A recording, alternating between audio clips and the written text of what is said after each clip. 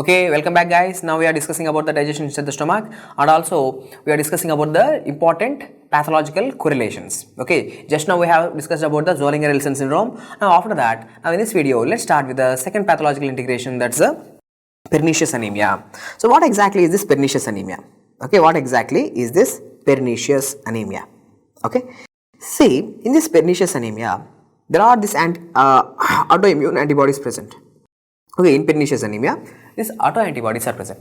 Now, these autoantibodies, what they are doing? They are self-reacting to our parietal cells. They are coming and attacking. They are attacking the parietal cells.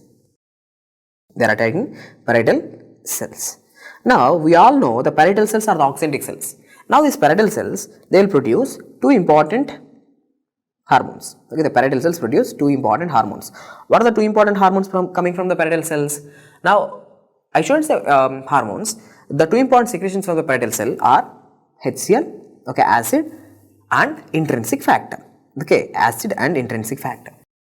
Now, whenever these autoantibodies, whenever they damage the parietal cell, what will happen? Whenever the parietal cell is damaged, what happened to the acid secretion? Now, acid secretion decreases. So, now these fellows with the pernicious anemia is going to have 𝐒𝐽-chlorhydria. Okay, 𝐒𝐽-chlorhydria is seen, decreased acid production is seen. Okay, and also because of the deficiency of this intrinsic factor, parietal cell is damaged, so intrinsic factor is decreased. Now, because of the deficiency of this intrinsic factor, what happens? Now, these persons cannot absorb the vitamin B12. So, what happened to his vitamin B12 levels? Vitamin B12 levels are going to go down. Okay, absorption of vitamin B12 is decreased. Okay, not only that, see, one important point which I want you to know is, see, these persons are having 𝐒𝐽-hydria. Okay, 𝐒𝐽-hydria. 𝐒𝐽-hydria means low HCl. Whenever HCl is not properly available, even iron cannot be absorbed. Okay, normally iron, especially from the plant sources, iron which is going to enter into your body from a plant source is in Fe3+ form, ferric form. That ferric form of iron, okay, the ferric form of iron need to be converted into ferrous form. Okay, need to be converted into ferrous form, and it will be done by HCl. So, these patients are going to be anemic. Why these patients are going to be anemic? These patients are anemic because iron is not going to be converted into Fe2+ properly. Now, whenever Fe2+ is not there, whenever the ferrous form of iron is not there, iron absorption also doesn't happen. Okay, even for the absorption of iron, you need to have, like, Fe2+ form. Okay, only Fe2+ form of iron will be absorbed.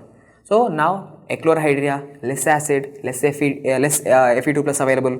So, less Fe2+ means less iron. Less iron will cause anemia. Not only that, these patients are not going to have this intrinsic factor. Okay, intrinsic factor is going to be deficient. Whenever the intrinsic factor is deficient, what happened to the B2 levels? What happened to the B12 absorption? B12 absorption decreases. Now, we all know B12 is a precursor of DNA. Okay, vitamin B9 and vitamin B12, they are the precursors of DNA. Now, whenever vitamin B12 is not there, that will cause anemia. Okay, anemia, especially megaloblastic anemia. So, these fellows with pernicious anemia, they are going to have iron deficiency as well as vitamin B12 deficiency. So, they are going to have anemia both because of the iron deficiency as well as B12 deficiency. So, this is general. Okay, these are the general points about the pernicious anemia. Now, let's see one by one. So, pernicious anemia patients, yes, it's an autoimmune disease. It's an autoimmune disease. The autoantibodies, what they are doing? Now, the autoantibodies are directed against the parietal cell. Now, these fellows are having severe lack of intrinsic factor. Okay, there is severe lack of intrinsic factor that decreases the vitamin B12, that decreases the vitamin B12 absorption. Okay, that decreases the vitamin B12 absorption. Especially this pernicious anemia is seen in this pernicious anemia is seen in blood group A people. Okay, this is seen in blood group A people, and it is characterized by what? It is characterized by increased serum levels of gastrin. Okay, so if you look at the serum levels of gastrin, the serum levels of gastrin are going to be elevated. Now, if you ask me why the serum levels of gastrin are elevated, the serum levels of gastrin are elevated because no acid is not there. Okay, 𝐒𝐽-hydria, less acid is there. So, G cells are trying to produce more and more gastrin in order to stimulate. Parietal cells are not there. Okay, G cells doesn't have any problem. G cells are continuously producing the gastrin in an attempt to produce acid. But parietal cells are not there. So, high levels of gastrin is seen. Okay, high levels of gastrin is seen. So, this is important about the pernicious anemia. These are the important points about the pernicious anemia. Now, let's talk about the Menetrier disease. So, what is this Menetrier disease? See, please look at here in this image. Okay, in this image you can clearly see this is the stomach. Actually, this is the stomach. Now, if you cut open the stomach, actually you can see all this rugae, gastric rugae, which are hypertrophied. So, this hypertrophy, okay, hypertrophy and hyperplasia of the mucus cells, the foveolar mucus cells. Okay, now we know the foveolar cells are the mucus producing cells in the stomach. Now, if there is hyperplasia of this foveolar cells, okay, if there is hyperplasia of this foveolar cells, that will cause cerebriform appearance of the gastric mucosa.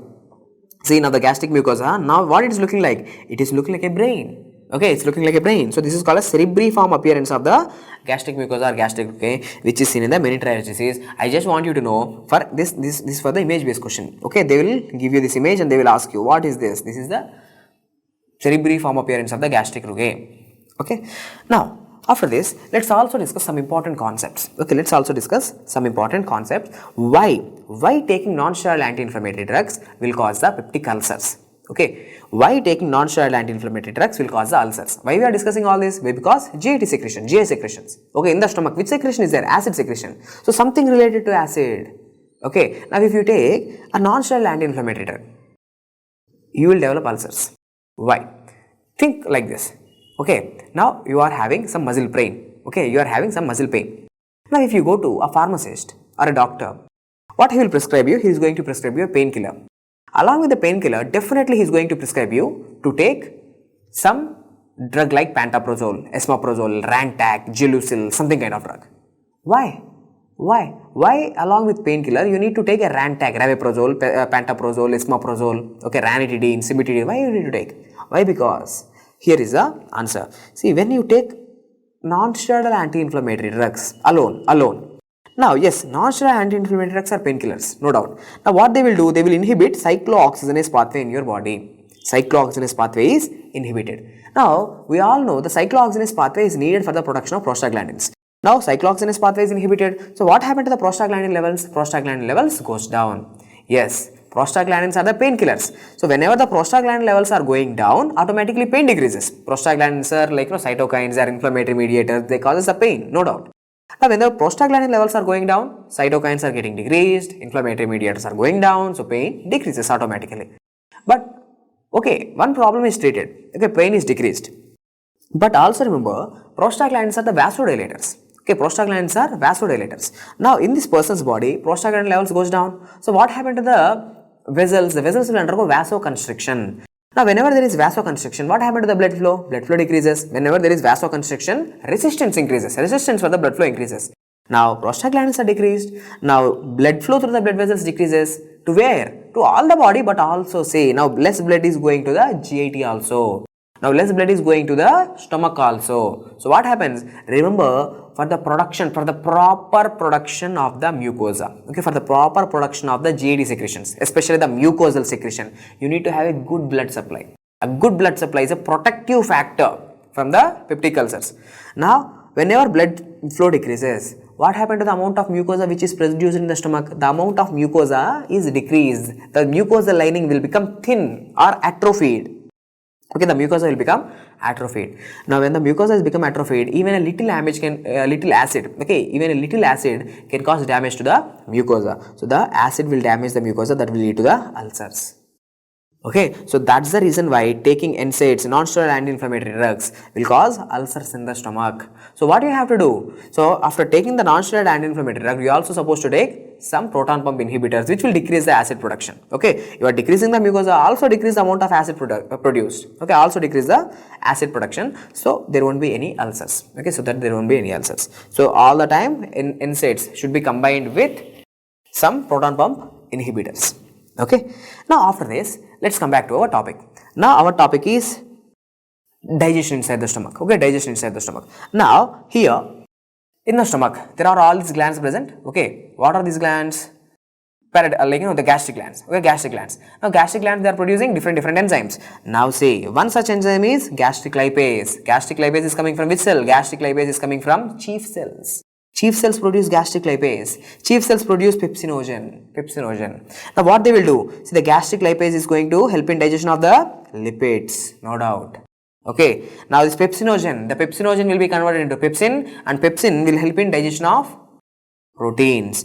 Not only that, in the lower animals there is something like renin and chymosin, okay, especially in the cattle. But I want you to remember, so gastric lipase helps in digestion of lipids. Pepsinogen will be converted into pepsin, and that pepsin helps in digestion of proteins. But remember, try to recollect, in saliva there are no enzymes for protein digestion, but in stomach there are enzymes for protein digestion, but there are no enzymes for carbohydrate digestion. In stomach, no carbohydrates are digested. Why? Because there are no enzymes. Okay, no enzymes for carbohydrate digestion. Even the salivary amylase will be inactivated in the stomach. Okay, even the salivary amylase. Okay, you will think, sir, salivary amylase is present in the saliva. No, that saliva will come into the stomach. So carbohydrate digestion continues. No, that salivary amylase will be inactivated in the stomach. So there is no carbohydrate digestion in the stomach. Okay, now some important points which I want you to know is, so the pepsinogen is an inactive substance. Okay, pepsinogen is inactive. Now the pepsinogen need to be converted into pepsin. This is done with the help of HCl. Pepsinogen converted into a pepsin with the help of HCl, acid. So acid converts inactive pepsinogen into active pepsin. And also there is something called as gastric emptying. The concept of gastric emptying. So what is gastric emptying? Movement of the food from the stomach into the duodenum. Okay, movement of the food from the stomach into the duodenum or intestines. Food movement from stomach into the intestines is called as gastric emptying. Now, which substances are having fast gastric emptying? See, carbohydrates are not digested in the stomach. So, now if you eat carbohydrate rich food, that carbohydrates are going to stay in the stomach for very less time. Why? Because they are not digested. Okay, immediately carbohydrate rich food, they will go into the stomach. Immediately they will be going into the duodenum for the purpose of digestion. Why? Because carbohydrates are not digested in the stomach. So, carbohydrates are having fast gastric emptying, followed by proteins. If you take proteins, for example, chicken or like some protein food, now this chicken or this protein rich food is going to stay inside your stomach for almost 4, 5 or 6 hours. Okay, gastric emptying time is more. And if you take lipids, more and more fatty rich food, or the pizza which is having like this double cheese. Now, such fat rich foods are going to stay in your stomach for almost 9 hours. Okay, 8 hours, 9 hours. So gastric emptying time is more. It will take a lot of time for the movement of food, from the stomach into the duodenum, for the complete movement of the food. Okay, into the duodenum, it takes a lot of time, even 9 hours, 9 hours, 10 hours. So fats are having, okay, the less gastric emptying time. Okay, so fast gastric emptying is happening to the carbohydrates and followed by proteins and followed by fats. Okay, so these are some points which I want you to know. Now, after this, let's discuss about the phases of gastric acid secretions. Okay, what are the phases of gastric acid secretion? Now, HCl, yes, it is getting produced from the stomach, from the gastric glands, and that too from the parietal cells. In specific, parietal cells or oxyntic cells are producing the acid, no doubt. Now, this acid is produced in 3 phases actually. Okay, it's produced in 3 phases. Now, these 3 phases are called as cephalic phase. Okay, these 3 phases are called as cephalic phase, gastric phase, and intestinal phase. Okay, 3 phases: cephalic, gastric, and intestinal phase. So, what is this cephalic phase? Cephalic means something related to the brain.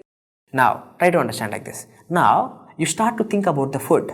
Okay, you start to think about some delicious food. Okay, now, just this thought will stimulate the release of acid. Okay, just by thinking about the food, or just looking at the delicious food, or even smell of the food can trigger the release of acid. So, this is called as cephalic phase. How much acid is produced? Almost, yes, your stomach is getting ready. Okay, your stomach is getting ready. Okay, thinking that you are going to eat that food. So, amounts for 30%. 30% of the acid will be produced just by looking at the food or thinking about the food. Okay, so it occurs before the entry of the food. Okay, now the secretion is initiated on seeing or thinking about the food. So, who is going to mediate this? Now, whenever you look at the food, now the vagus nerve is activated. So, mediator is vagus. So, for cephalic phase of gastric acid secretion, the mediator is vagus. Okay, done. Now, the next phase is gastric phase. So, gastric, in the name itself is there. Gastric means something related to stomach. So, it's a majority amount of the acid. Okay, the majority amount of acid, almost 60% or even sometimes 70%. 60 to 70% of the acid will be produced when directly food enters into the stomach. When food enters into the stomach, almost 60 to 70% of the acid is produced. Why? Because who is going to stimulate this? Now, the acid is released due to the distension of the stomach. Okay, the stomach is getting distended. See, occurs when there is distension of the stomach. Food enters into the stomach, it is going to distend the walls of the stomach. Now, this distension, okay, this distension is going to activate the gastrin cells, okay, G cells. So G cells produce the gastrin. So gastrin is going to act on the parietal cells. Parietal cells is going to release the acid. Okay, acid. So what are the mediators? Mediator is, yes, I have explained to you. Mediator is gastrin. Okay, mediator is the gastrin and vagus. Also vagus as well as the gastrin. When you eat the food, that distends the stomach, G cells are activated, G cells produce gastrin, gastrin is going to act on parietal cells produce acid. How much acid? Maximum acid, 70% of the acid. Okay. Now next phase is the intestinal phase. Okay, it's the intestinal phase. Now what is intestinal phase? In the name itself is there. When food moves from the stomach into the duodenum. Okay, now the food moves from stomach into the duodenum, the amount of acid production now comes down to just 10%. Okay, now say accounts for just 10% of the acid production. Okay, 10% of the acid production. So most of the food is going to the duodenum. Some leftover food will be there, right? Okay, for the digestion of that leftover food, only 10% of acid is getting produced. Okay, 10% of acid. Say activated when chyme enters into the duodenum. Duodenum means intestine. When the food, partially digested food, whenever it is entering into the duodenum, only the acid production will be 10%. 10%. Okay, so the digested proteins, see the digested proteins products, okay, the digested protein products stimulate the intestinal G cells. Okay, even the G cells are also present in the intestines. So the digested protein products will stimulate the intestinal G cells to release gastrin, which increases the acid production. Increase means not much, only 10%. Okay, so these are the phases of gastric acid secretion. Okay guys, in this video we have discussed some pathological correlations. Also we have seen what are the substances which are getting digested in the stomach, and also we have seen the phases of the gastric acid secretion. Hope the video is helpful. Thank you.